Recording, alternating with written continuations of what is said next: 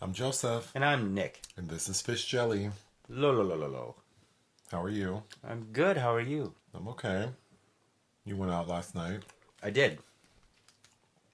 How was that? It was good. I went to Akbar, a usual haunt, which, as you know, I like Akbar. But depending on I feel like I say this about every gay bar I like going to. It depends on the night. The DJ was a little all over the place. But that's fun. It forces you off the dance floor then, I think. A constant turnover. So yeah, that was about it. You were voted into the LA Film Critics Association. Association? Yes, LAFCA. LAFCA. Yes. Ha! That acronym doesn't work for me, but I don't know if that's how they say it, but I haven't attended my first meeting. what does this distinction mean for you? It means I get to vote on awards that I guess get some kind of critical attention. As I'm part of other film groups like the Online Film Critics Association and Gayleka, the Gay and Lesbian, which I think they have changed their name but not their acronym. But if you become a part of any official critics group, there's some sort of swag that comes with that, along with membership fees usually. Swag to me means free shit. Yeah, which I think. What kind of free shit? Well, screeners usually. We don't need more movies in this house. Well, screeners, not actual movies. You're supposed to destroy screeners. You're not supposed to keep them. Okay. All right. But, for end of the year, I find that time of year exciting, which is coming up when you get loads of things ahead of time in the mail. Uh-huh. Anything else about that?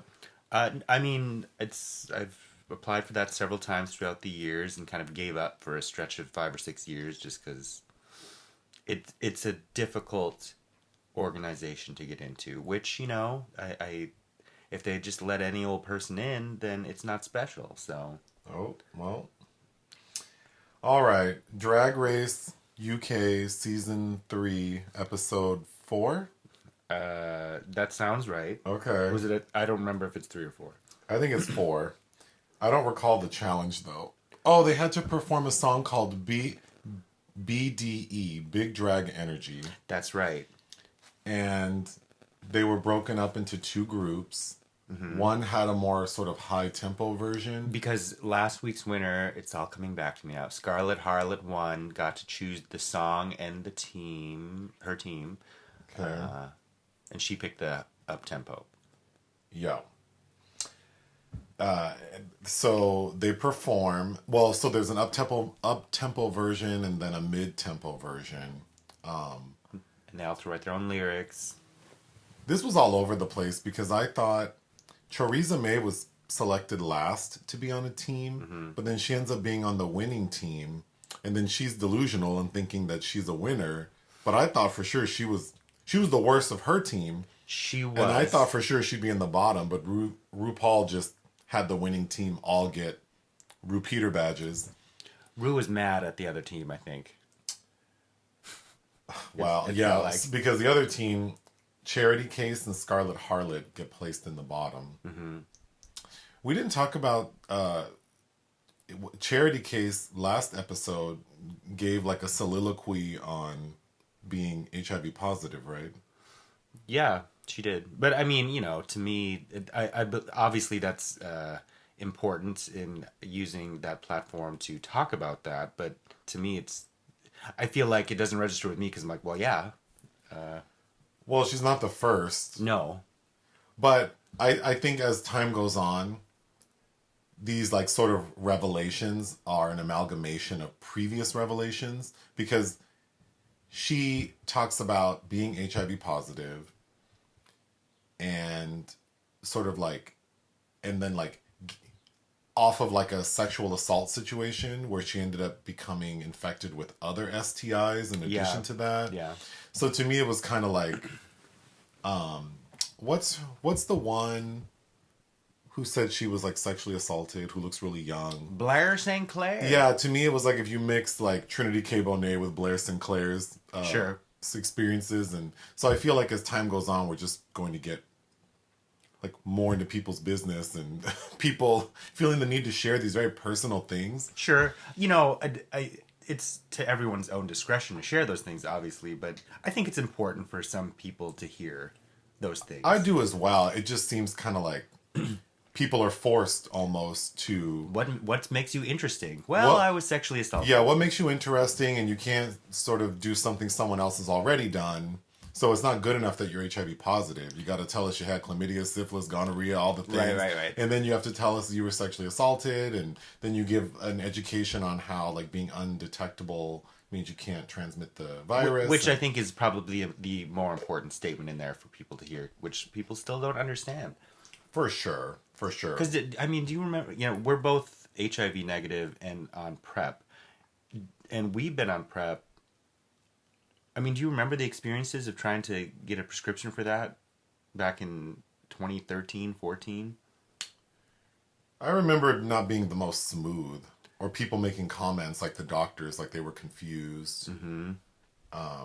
That's a different subject. I think it's an important thing to talk about. It's just, I almost feel like these people are being exploited. Like, good for Charity Case for telling her story, and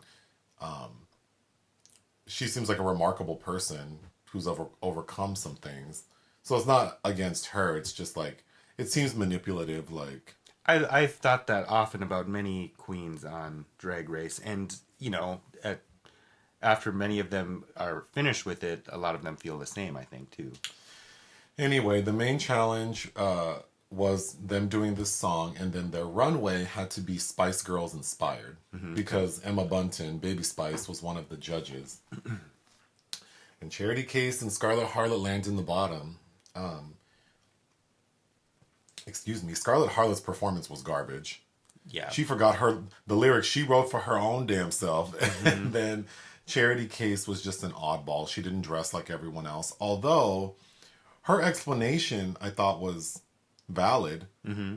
Like, they're told to bring certain outfits, and she didn't have an outfit to match. Now, the argument is that they're given fabric, and listening to Bob and Monet, they explained something I didn't realize, but on Drag Race, they have a supply of drag, like corsets, shoes, wigs that anyone can use. The reason they don't like using them is because most drag queens need custom. Is this like the Rice Krispies and Nailed It? This is exactly like Rice Krispies and Nailed It. Yeah, if they can't manage to make what they're supposed to, then they just grab the stock stuff. But I didn't think Charity Case was that bad. I actually thought she was really good in her performance. I feel like Theresa May should have been in the bottom. Yeah, I agree. But yeah, Scarlet Harlot was garbage.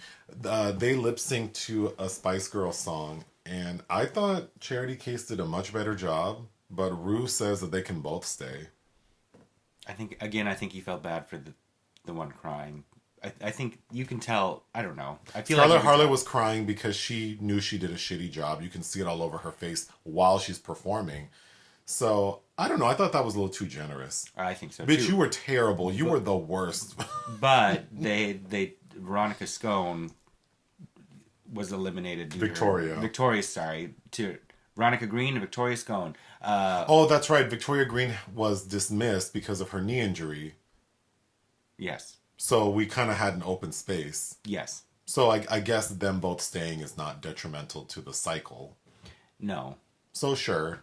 I just didn't think Scarlett deserved to stay. I agree. But I do find Charity Case fascinating. I think Charity Case is one that I would want to watch more of. Definitely, yeah. Okay, then we started... Canada's Drag Race premiered. I don't even want to go over it because I feel like it's just as... I don't know. What is it that feels so... Ugh.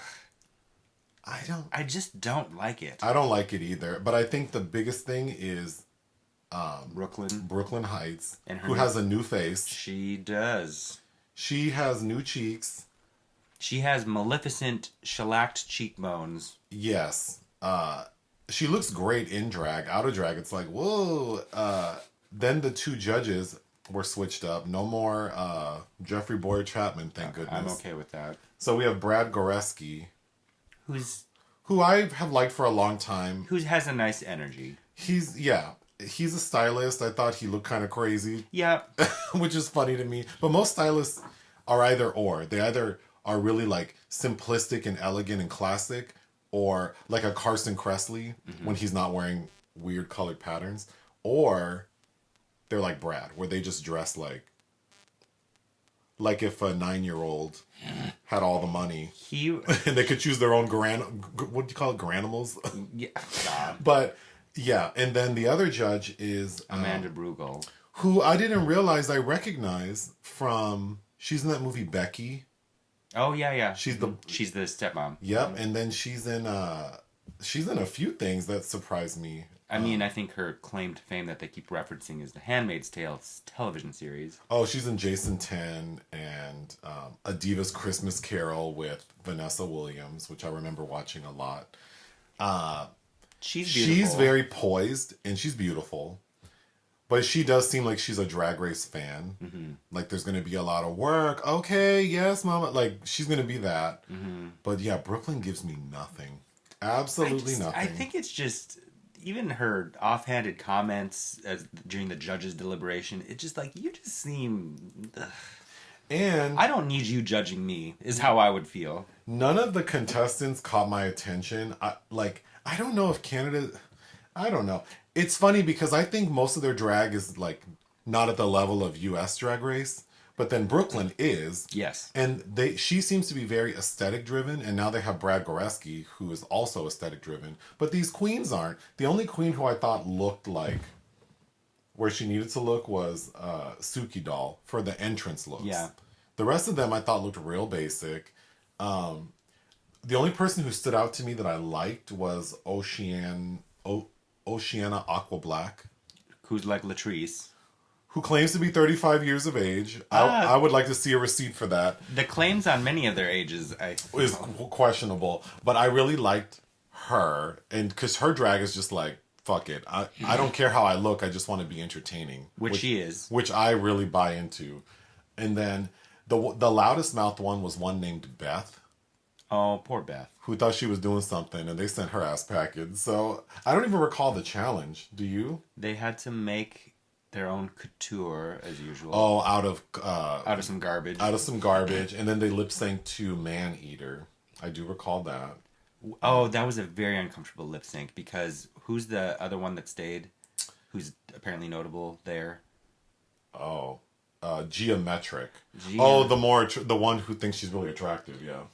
Has a very interesting face in drag, actually. Yes, and she was like, "Oh, I'm a performer. I'm gonna turn it out." Girl, I don't know what you were doing on that stage that day. I don't know, but you know, when your little bird chest comes out, all I could think of was when the camera would pan out, it looked like Carrot Top flopping around on there because of her wig. It was an uncomfortable performance, I thought. It was. Anyway, moving on. We did a live stream last week. Oh, yeah. That was Sledgehammer Horror. Where's the time? So that was fun. We ran down our top 10 PG-13 horror films, which was difficult because they asked us not to share our list with each other. So I had to come up with that on my own, which was very difficult. Also, the selection to choose from is not that vast. It is limited because, and I don't know, we didn't really get into depth about this in the live stream, but I found it a really interesting exercise because the PG-13 rating, and you all know how I feel about ratings, but it didn't come about until the reactions to Spielberg's Indiana Jones and the Temple of Doom. So then you have this kind of films that were in production maybe that kind of lurch around that, right? So I think you have a ton of really great films that are PG-13 from the mid to late 80s that weren't really that really would have probably had a PG rating but weren't for kids still. Kind of had that Gremlins feel. But now we have horror films that are meant for whole ass adults and teenagers to enjoy that are calibrated for this rating specifically. Yeah, it's weird. Yes, because a lot of the more popular horror films that have been released in the past 10 years are PG-13. And there's a lot of garbage. And there's a lot of garbage because they're sort of trying to be more universal. But anyway, somehow I managed to come up with a list of 10. Somehow. Mm-hmm. But that was cute. But and we did have some crossover. There was some crossover. I think for the entire... There were 4 of us. I think we all agree Insidious. Yeah. Drag Me to Hell. I think those are the only two. You and I didn't share any except Insidious. Gretel and Hansel. Oh, Gretel and Hansel. I think that's it. There might have been. I had 3 shark movies on there. You sure did. Which are terrifying to me. But the reason I brought it up is the host of the live stream mentioned the new Child's Play TV show on USA/Syfy. So we watched the first episode. Which was enjoyable. Yeah, what did you think? I like that the main kid is gay, and because there's a lot of kind of subtext you can dig into. Well, first of all, I didn't realize the creator of Child's Play is gay. Oh, I did know that. I didn't know that. And I didn't know that person, what is his name? Dan Mancini? Has done all of them. Yes. So actually, that makes me kind of want to rewatch them. And I don't think I've watched the one with Jennifer Tilly. I've never seen Bride of Chucky. Yes. So I would like to rewatch them. The first one is, I feel like, because somebody like Shout Factory, Scream Factory put out Child's Play on Blu-ray a couple years ago, which we have. I thought we watched it again for that. We watched the remake with Aubrey Plaza. Which I did enjoy. It is not terrible.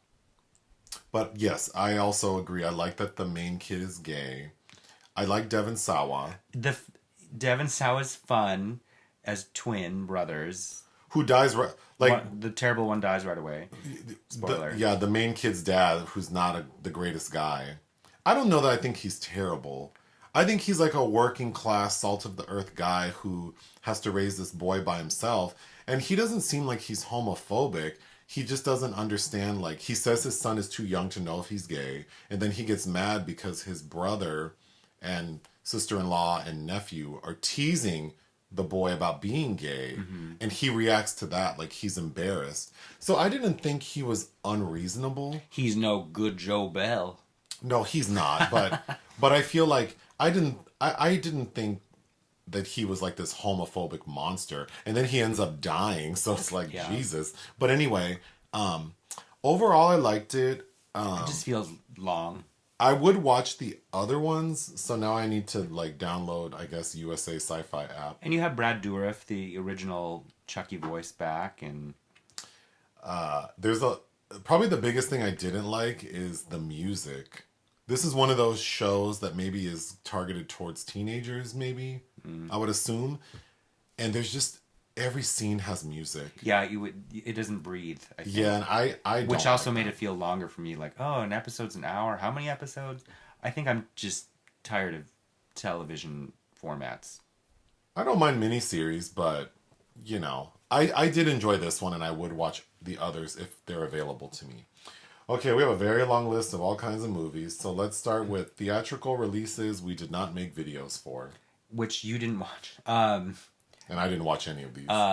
Lutsu, which I believe is Italy's submission for Best Foreign Language, Best International Feature now, which played at Sundance, and I watched, and I did quite like. It's set in Malta, basically about a fisherman that's trying in vain to keep his boat afloat, and ultimately decides for the sake of his business or his boat is sinking? His business. Oh. And there's some metaphors going on with his newborn child isn't growing, as in the kid's eating but not absorbing the nutrients, like all kinds of things about leaky boats, and ultimately has to sacrifice the tradition that he grew up doing because there's just too many fishermen and not enough resources to go around, etc. So that I thought was a well done. It keeps being referred to as neo-realist, and I don't think I'd say that it is. But I did really like it. Great central performance. I think you wouldn't have hated it if you'd seen it. Well, we got a lot of emails about it from publicists. Yeah, so I. Oh yeah, Kino Lorber is distributing, and they're usually pretty good at trying to get coverage on their stuff, but. I was supposed to write about it. I haven't yet. Next, The Last Duel. You talked about this in like the Venice video. Okay, I think you talked about it again in another podcast. We don't have to talk about it. People keep asking us to review it, but it just came out this weekend. Yeah, it came out on the 15th. So yeah, we're not going to make a video. I think it's not a great film, but it's a good film, especially for Ridley Scott's recent output. Okay, I will say that it probably is a good film because I don't usually remember plots well, I don't usually remember anything about movies you tell me that I haven't seen. And for some reason, I remember the plot to this movie because you explained it to me. So that tells me that it probably would be an interesting movie for me because I know the story. But that's also why I don't want to watch it because I already know the story. Sure. But usually I don't remember it, so I'm open. But I like Adam Driver. Matt Damon's hair is worth laughing at. Yeah. Next, Freeland.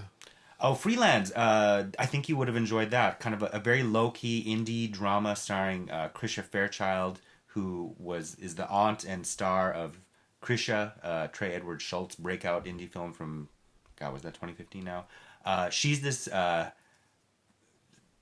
marijuana harv grower that's basically put out of business due to the changing bureaucratic nature of that industry because she's been operating for 30 years on this marijuana farm without a permit. And at this point, the state makes it impossible for her to get one. So she's kind of run out of town. And it's really good central performance, people that look real.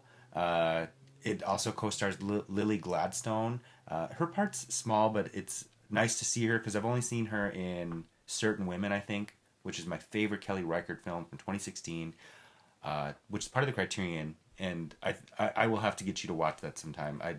Certain Women is amazing. Laura Dern, Kristen Stewart, and I think Lily Gladstone is actually the standout of that film. But yeah. Next is Bergman Island. Bergman Island. I would have loved for you to see that too. You've seen Mia Hansen Love's Things to Come with Isabelle Huppert. In San Francisco. Yeah. At a really cute little theater. Yeah. This is Mia Hansen Love's, I'd say, her return to form. I saw it at Cannes, so I think I've seen. Oh, I have heard you talk about this before. It's good. It's film within a film. Doing a lot. Love Mia Wasikowska and Vicky Krieps. Highly recommended. All right, moving on to films you watched for fun. I don't think I've watched any of these with you. The Getaway? You watched part of that. What was The Getaway about? Well, because the week before I watched Peck and Pause The Getaway because I read Jim Thompson's novel. So I watched Roger Donaldson's version with Alec Baldwin and Kim Basinger. Oh, yeah, it didn't. And, I like Alec Baldwin, but that did not catch my attention. I thought the acting and the dialogue were kind of crunchy. I agree, and I kept trying to... In Jennifer Tilly's in the Sally Struthers role, and I was really looking forward to that. She's very underutilized, even though that is actually really good casting. And Michael Madsen and his hair. That is terrible hair on Michael Madsen in The Getaway. I don't even remember. Oh, yes. He has like a mullet and it's like gingery. Yeah. It's and he looks like he's uncomfortable in it. Well, because he keeps playing with it. But that was, I might have to blame the screenwriter. Well, the director too, Roger Donaldson, who has directed some good movies, but he went on to do Species after this, which has not aged well in my mind. Amy Holden Jones, who's probably best known for writing Beethoven, the dog movie. This was the last movie. Wait, no, she wrote this adaptation of The Getaway, but when I think of her name, I think of the last movie she directed, which was The Rich Man's Wife, starring Halle Berry, and that is one movie that Halle Berry recently came out that said she was embarrassed about. Oh. And if Halle Berry is saying that she thinks the movie she did is no good.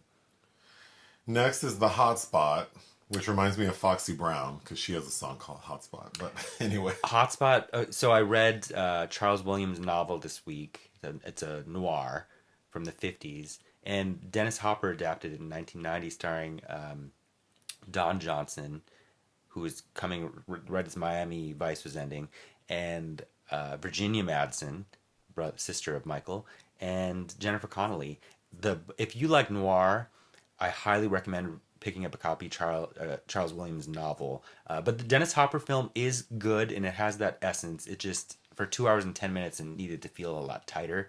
Great central character. I think Don Johnson is actually well cast. Virginia Madsen is probably my favorite in it. It's just about an amoral drifter. And this was somebody tried shopping this around the 70s to star Robert Mitchum, which would have been perfect. Although I think by the 70s, Mitchum might have felt a little too old for this character. But, Mitchum was in great noir revamps in the 70s, like The Big Sleep and Farewell My Lovely are both great noir remakes if you like those. But highly enjoyed it. It's not available on Amazon Prime, so if you don't want to buy the Blu-ray, I had to watch it on something for free called Pluto TV, which, despite some very annoying ads, was fine. Frankenstein Island. You watched most of this with me. What is it about? It was a Riff Tracks movie. Oh, I don't even remember that. Oh, we watched it as a double feature of another terrible movie, but Frankenstein Island from the early 80s, we watched the Riff Tracks treatment, directed by Jerry Warren. But the Cameron Mitchell is in it, who was clearly slumming it, who's probably best known for playing Uncle Buck Cannon in the TV series High Chaparral in the 50s. But I don't know if I'll forget an actress I saw in this named Catherine Victor, who had mismatched extensions, playing Sheila Frankenstein. Oh, yeah. That was worth a watch with the commentary track. Children of the Night. Do you remember? You watched this. I don't... What is it about? The vampires taking over the small town. That was last week? Yeah. Oh. We watched it because Karen Black's in it. She's a vampire. Yes. That shit was... It's not good. Yeah. And Peter DeLuise. It was directed by Troy Randall, who, prior to Children of the Night, which is 1991, directed Hellbound, Hellraiser 2. And after that, after Children of the Night, did a film... I think a lot of horror film fans around my age might remember the VHS cover to Ticks. Okay. Which I remember renting with my dad. But Children of the Night is not good, but it does have a very interesting vampire transformation. And I think that Randall, who did visual effects on some films like Escape from New York, I think obviously was talented at that. But basically at night, at day, these vampires have to like puke their innards out, which also canvases them in like this amniotic sac, which I thought looked really good when Karen Black like pukes up her gown and her lungs, and yeah. But that's about it. It's really not worth sitting through. Cast a Deadly Spell. I've always wanted to see this. It's a TV film made in 1991. Joseph Doherty wrote it. There's a follow-up Paul Schrader directed by the same author called Witch Hunt with Dennis Hopper, which I've never seen. But this stars a very lovely young Julianne Moore and Fred Ward and somebody else I like, I'm not thinking. But Martin Campbell, of all people, directed this movie. But it's basically a Raymond Chandler ripoff, but in a 1940s where everyone uses magic. Because you were in the room while I watched part of this, because you're like, what the hell is this movie? Yeah. Oh, yeah, because they're like little gremlins or something in it. Yeah, there's a lot of weird elements that I don't know that it works, but it's fun. And then there's, I forget the actor's name from Oz, who's in drag. And it's very, borderline homophobic in the treatment of some of its characters. But entertaining, and it's nice to see Julianne Moore. And for a television film in the 90s, has some pretty good special effects, especially because it's also a nod to Lovecraft, H.P. Lovecraft. And this Cthulhu-like monster appears at the end that looks like a big gaping anus. But that was interesting looking. All right, projects of interest. You have 7 of them. I'll go quick. First is Seance on a Wet Afternoon. That I'll spend the most time on. So if you haven't seen Seance... That reminds me, what's the movie where I said, I don't think it's that violent? Oh, Santa Sangre. Oh, yeah. Someone commented, because I'm like, I just don't understand why people thought it was explicit. And then I immediately described the plot. And I'm like, it's about a boy who witnesses his dad kill himself after his mother mutilated his genitals with sulfuric acid. Anyway, Seance on a Wet Afternoon. If you haven't seen the original, which is a 1964 film directed by Brian Forbes, please do so. It stars Kim Stanley and Richard Attenborough. And Attenborough is going to come up again later in this conversation. Great. But she plays a woman that thinks she's psychic or wants to be a psychic and has her husband kidnap a child so that she can then use her psychic powers to find said child. It is great. Kim Stanley, who's in The Goddess, and she's in a really good Cat on a Hot Tin Roof remake. She plays Jessica Lange's terrible, terrible mother in Frances. love the original. So I was very excited to see that Rachel Weisz is going to star in a remake that's directed by Thomas Alfredson, the director of Let the Right One In. Okay. So I think that to me is very, very exciting. Oh, and the original is directed by Brian Forbes, also a favorite of mine. And you're familiar with The Stepford Wives, of course. So yes, very excited for that. Flux Gourmet. Oh, and I'm very excited for Flux Gourmet, a new Peter Strickland film. Peter, I still need to get you to watch The Duke of Burgundy, which I think might have been my favorite film that year, or in the top 3, about the Lepidopterist lesbians. Berberian Sound Studio, Catalan Varga. I got to interview him for In Fabric. He's doing another film about a research facility devoted to culinary and elementary performance with Gwendolyn Christie and Asa Butterfield, and I am very excited for it. Flux Gourmet. Love Gets a Room. Rodrigo Cortez, who I know you liked his film Buried with Ryan Reynolds. Okay. And he did Red Lights with Sigourney Weaver, which I think is a decent film. And did a terrible Lois Sakar adaptation in 2018 with Uma Thurman doing this accent that I don't know what the fuck that accent is. Down a Dark Hall. Hard, difficult film to sit through. He's doing what sounds like a Life is Beautiful type film about these singers in the Warsaw Ghetto. And, you know, once I kind of am familiar with somebody's work, I'll probably take a look, but I don't... Yeah, we'll see what he does. He's switching it up in a major way. Le Lychee. I think it's Lycéenne, which translates to a very boring sounding thing. The high school student, directed by Christophe Honoré, who is a favorite of mine. We have a large Honoré poster in the house, Ma Mère.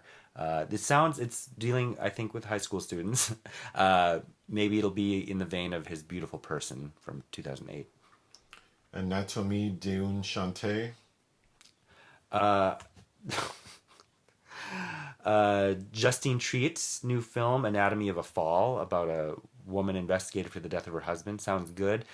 Justine Triet has heretofore worked with Virginia Fira in Bed with Victoria and Sybil. Both films, which if you're an Fira fan, I think in Bed with Victoria was kind of a breakout for Fira. And Meme Temps. Which translates to At the Same Time by Gustave de Coevern and Benoit Delépine. They are a pair of Belgian filmmakers whose films always have this weird vibe that I have to be in the mood for, but when I am, I highly enjoy them. And Les Innocents. Oh, L'Innocent.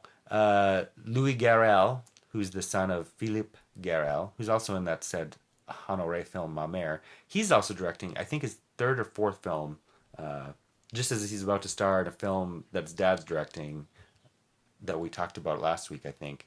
And yeah, so to me, that's interesting. And the obituary section. Did anybody die? Well, praise Jesus. No one's dead, I guess. Well, but I'm sure that there were, just nobody that we saw headlines about.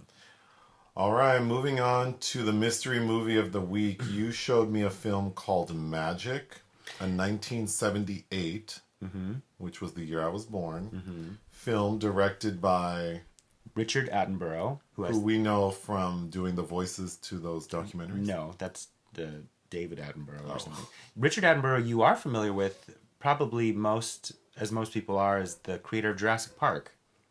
Oh, that old man. But oh my God, he, you know, as a young man, you've seen, I know in Minnesota I brought you to Brighton Rock, which he's kind of terrifying in as a young man. That's where that noir with the record skipping, I don't know if you remember that. And he's directed, I think, 12 features. And as I just referenced, he stars in Seance on a Wet Afternoon. But you're familiar with his film, A Chorus Line. Okay. And Magic and A Chorus Line are the only films he's directed are period. But strangely, Magic arrives between A Bridge Too Far and Gandhi. Well, we have 25 minutes, and I don't know that I need 25 minutes to talk about this movie. So I am familiar with it. I remember seeing the poster art like on VHS cassettes when I was a kid at the video store. Never watched it.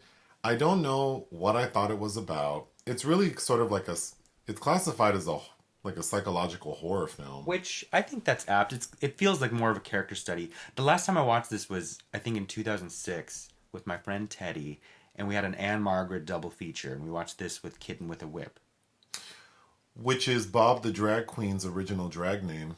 Oh yeah, Did you know that? I did know that early Anne Margaret feature that's still not on Blu-ray. But I think as a fast, yeah, there are many reasons that I liked this as a kid.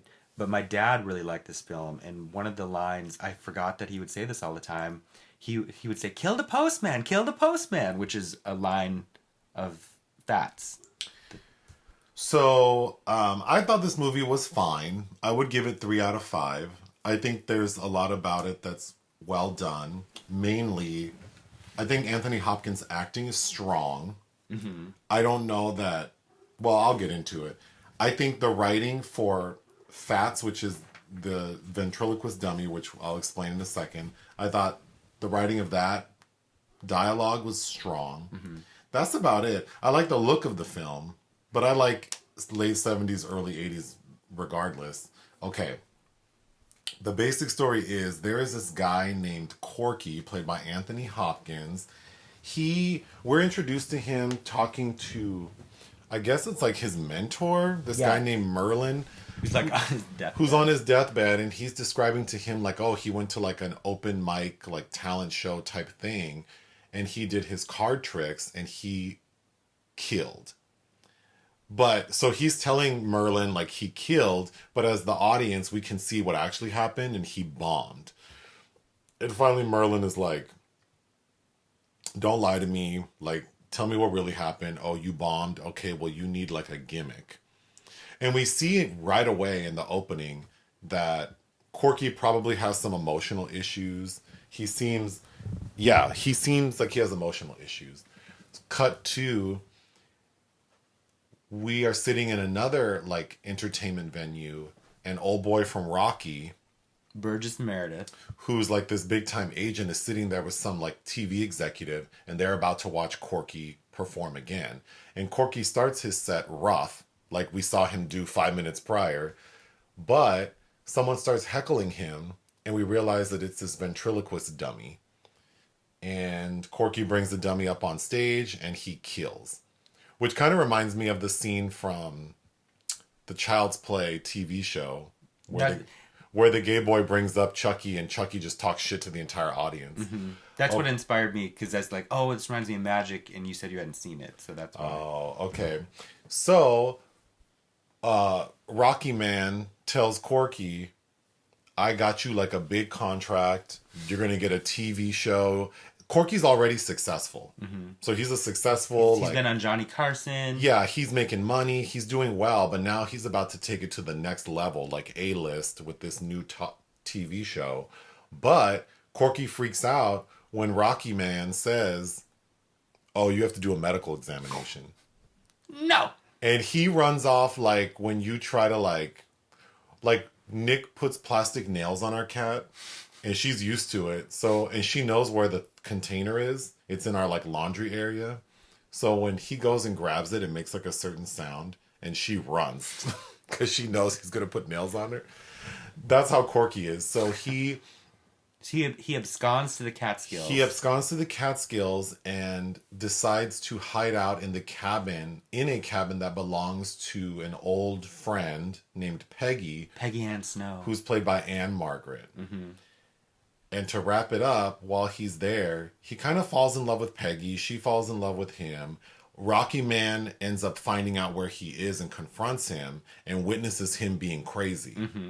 Because like he's talking to this dummy like it's a real person. And he threatens to call like doctors to evaluate him. And he's an agent that has earned the nickname of the Postman because of how successful he is in getting his clients work. And Corky ends up, via Fats the dummy, he ends up killing not only Rocky Man, but Peggy is married. Mm-hmm.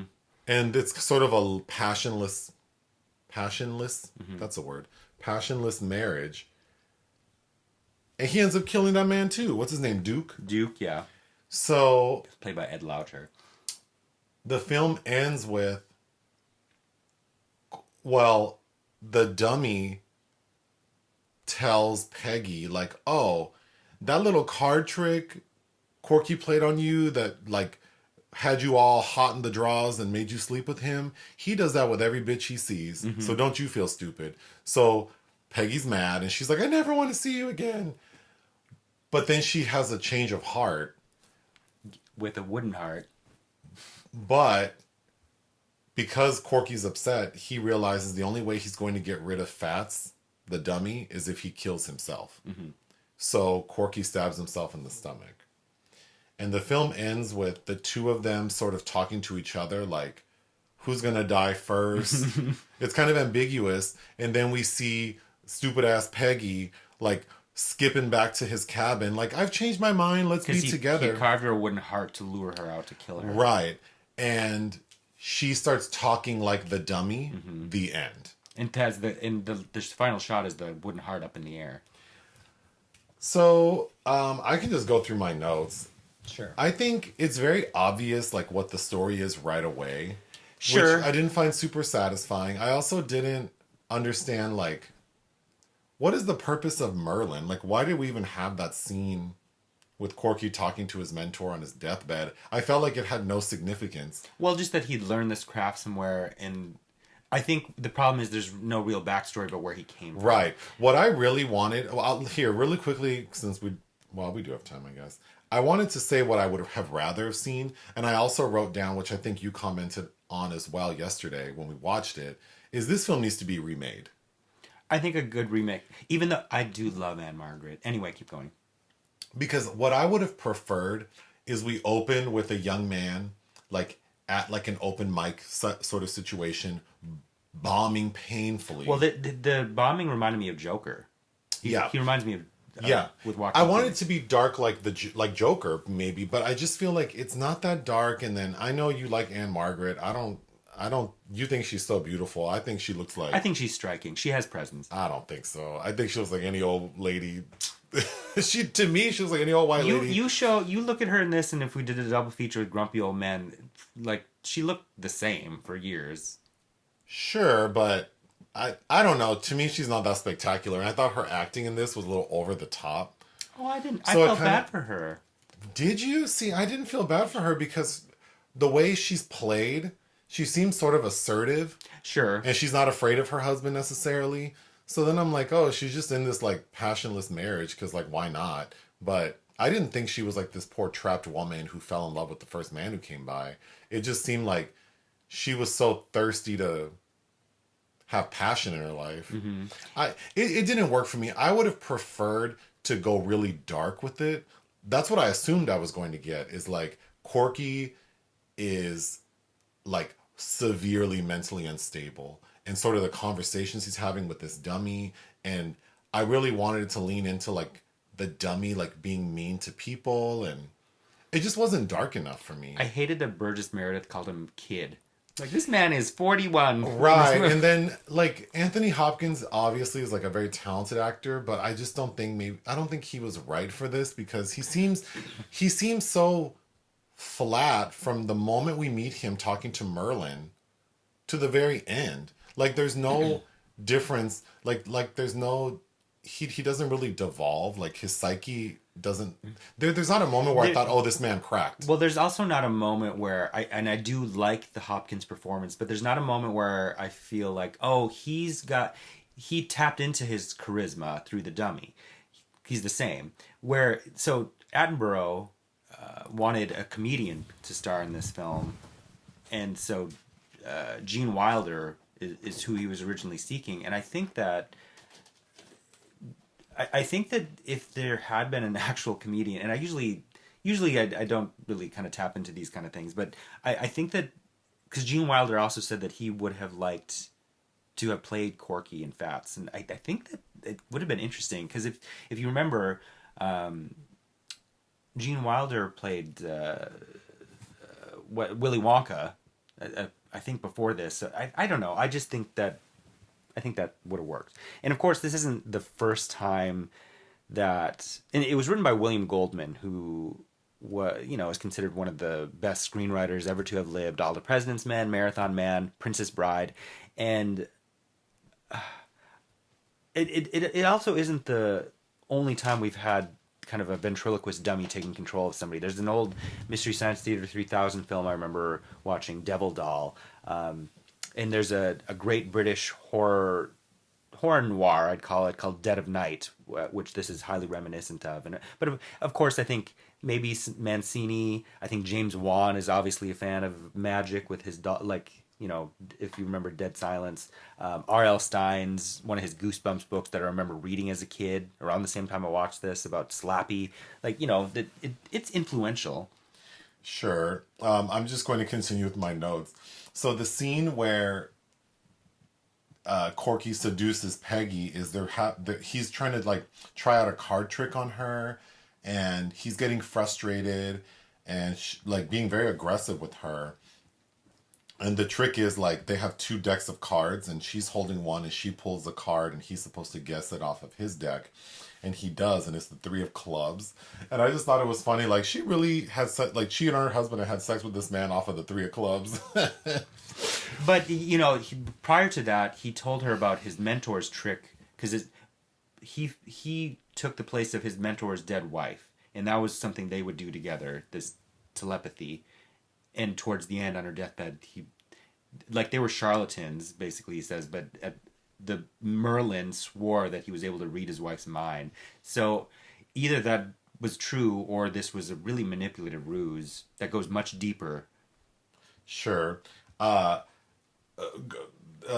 Rocky Man, what's his name? Burgess Meredith. He has a lot of money. He drives a Rolls Royce. He eats at fancy restaurants. He smokes these cigars that they're fucking huge. They look like a fucking headache. And they come in a glass container. And whenever he takes one out, he just throws the glass wherever and it shatters. Yeah. So he does that in his own damn office. Mm-hmm. And then when he's sitting...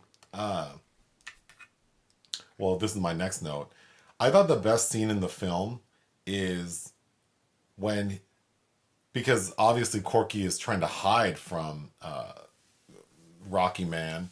So when he shows up and confronts him, he's like, okay, you want to prove to me you're not crazy? You need to put that doll down. He goes, I'll drop it all. You don't have to get a medical exam if you can spend 5 minutes not talking to that damn doll. No, if Fats can stay quiet. Or if Fats, the doll can stay quiet, because we're presuming and that... I think you had just come back from peeing, but there's a scene when he first says that, Fats' eyes look sideways. Yeah. So I thought that was the best scene in the film, but when it starts, Rocky Man pulls out a cigar, and he just throws that glass case. If you came to my house and shattered... you just threw a glass. Oh, yeah, I'd be... But anyway, that scene was so good because Corky is high anxiety. And he's like, how much time has passed? 30 seconds. 30 seconds, girl. And then he's like, well, how much time now? 45 seconds. Yeah. So it's real time. And there comes to a point, though, where he's just still for a second. He's like, I can't do it. And then, yeah. Oh my God. And then he's like, I can't do it. It's only a minute 30 in. So I thought that was the best scene. Well, I think Fats, the dummy, is creepy as hell. He looks like someone. Well, he was designed to look like Hopkins, but I think he looks like Terrence Stamp. Are there... I mean, I can name a few people who I probably shouldn't. Terrence Stamp as Bernice in Priscilla, Queen of the Desert. Yeah, this doll looks creepy. Okay, so then after Rocky Man leaves, of course... Fats is telling Corky, you gotta kill him. Mm-hmm. So the scene where he bludgeons that man to death with the doll, I thought that was funny. So again, to me, it's a little campy. It is, yeah, of course. You're talking about a split personality ventriloquist dummy. It's just not dark enough. But anyway, moving on. It's very... I forget how contained it is. I thought Peggy's husband Duke looked like a Quaid brother. He does look like a Quaid. The crazy Quaid. Randy. Yeah. He's been in a ton of stuff. So Rocky Man gets bludgeoned by the doll. And then whose name is Ben Green. Green. Because he has a joke, he calls him Gangrene. He calls him Gangrene, that's right. So Gangrene is like laid out in the woods after being hit in the head, and Corky realizes like, oh, I need to do something with the body. So he gets naked and like carries Gangrene to the lake, because they're near a lake, and like he's attempting to like drown him in the water. But the next morning, when Corky and Duke invites Corky out on a boat to basically confront him because he believes that he's sleeping with his wife. But really, he's saying, like, my wife wants to be with you and I don't know what to do. Can you help me? When they see Gangrene's body has floated up on shore. So Duke is like, we gotta help him. And then it's like, this man has been laid out all night, all morning. And then Duke is like, I think he's still breathing. I'm gonna do CPR. Like, that man is not alive. That CPR scene was so crunchy. He said the kiss of life. I'm gonna give him the kiss. That's all I have. I mean, I thought it was funny how Peggy, she just seems so quick to want to have a new man. Like, yeah, well, they haven't. They were high school peers. They're familiar, yeah. And he lusted after her all those years, and she knew it. But I don't, What did she say? She said something in my notes about how he was always a weirdly. She's like, you were always weirdly timid. I wanted this movie to be so much more. I would invite a remake just because I think it to me is more laughable, because between Rocky Man's character, I thought Burgess was quite good in this. I thought he was a little over the top. I think Anne Margaret's character's over the top. Yeah, but that's part of the fun. I don't know. I'm not saying it's not fun. I just think that I wanted this film to be very dark. Sure. Because that doll is so creepy and the writing for the doll is so good. I really think that someone could do something with this where it's like this doll is really influencing this person to have really dark thoughts and to do really weird things. And then like the relationship Corky has with Peggy, it seems almost benign, except for the fact that Corky's crazy. Well, he sees her as salvation, I think. What I would love to see in a remake is maybe there's sort of like some codependent shit, and maybe like the woman, if this male character is straight, like maybe she knows, but she's sort of like, she's using it to her advantage, and maybe she sort of devolves. It just needs to be... So my first introduction to magic was Anthony Hopkins was on the Rosie O'Donnell show. I don't remember for what film, but she went on and on about how much this line from this movie Magic scared her. And so, of course, I think I was watching with my mom, and I was very intrigued. She's like, oh, we can go rent Magic. And this line, in this way that they said it, I wanted to come up in the movie. And it's on the poster. What is the line? And I think it might be in the trailer, but it's in because Hopkins does Fat's voice too. But in that Hopkins voice, it's abracadabra, I sit on his knee. Presto, changeo, and now he is me. Hocus pocus, we take her to bed. Magic is fun. We're dead. And I think that's the creepy factor I wanted to get that really isn't in there. It's not. I mean, yeah, this should have been much more sadistic. And even the sexual stuff, like, I feel like I just want it to be, like, really dark and weird. Well, because it's not. The tagline is a terrifying love story, but it's really a love story between a man and himself. Yeah, I don't feel the love between Corky and Peggy. It just seems like Corky probably doesn't have a lot of relations with women, and Peggy is not, really into her husband. So it just seems sort of convenient. It's almost noirish, though. Like any old man that comes... Like, Postman always rings twice. Like, get me out of here. Right. So that wasn't very satisfying to me. But, yeah, I can see how many people were influenced by it. Also, for someone... like when you know about a film for so long and then you finally see it. And it's like, oh. Yeah. That's what it was. Okay. But Hopkins got a BAFTA nod for it. This is right before he did Elephant Man, and he's good. His acting is good. I just don't think... I don't think necessarily it's his fault. I think it's the writing, like making this character seem so fragile from the beginning, and then it's just one note. He's just this fragile person. Yeah, I wanted to see what broke him. Yeah, because... Which we do in the beginning at the the show where that, but there's something before that, you know, right, that happened to this person, and I don't think, yeah, like, and we spend most of this running time, because it's an hour 40, is spent amongst 3 people at any given time in the Catskills. Right. So it's not dead space, but it's a very languid psychological character study. Yeah, I mean, I could have stood for more time with them alone talking, like Corky and Fats talking to each other. Sure. That'd be a great way to give exposition and background as them talking. That would have been interesting because, again, I thought the writing for Fats was really good. Well, yeah, because Fats has only come into his life recently, but how he taps into all the trauma that he's using for Fats' assistance with. Yeah. Well, do you have anything else? Well, because I'm reading Raymond Chandler's The High Window right now, and so I found a Chandler quote that I thought kind of fit with the Secret film. Well, do you have anything else you want to talk about for next week? Or is there anything happening? Not off the top of my head that I know about. Your family's visiting. Oh, yeah. That's happening. We're going to see Antlers on Monday. That's... Tomorrow? Yeah, tomorrow. At what time? At like 6. Oh, I need to look at my calendar. Okay. I think that's something you're interested in. Sure. Okay. And then there's the Harder They Fall, I think I'm seeing this week. I probably have another dentist appointment this week. Yeah, good. Okay, go ahead and give your quote. There is no trap so deadly as the trap you set for yourself. Noted. All right, bye. Bye.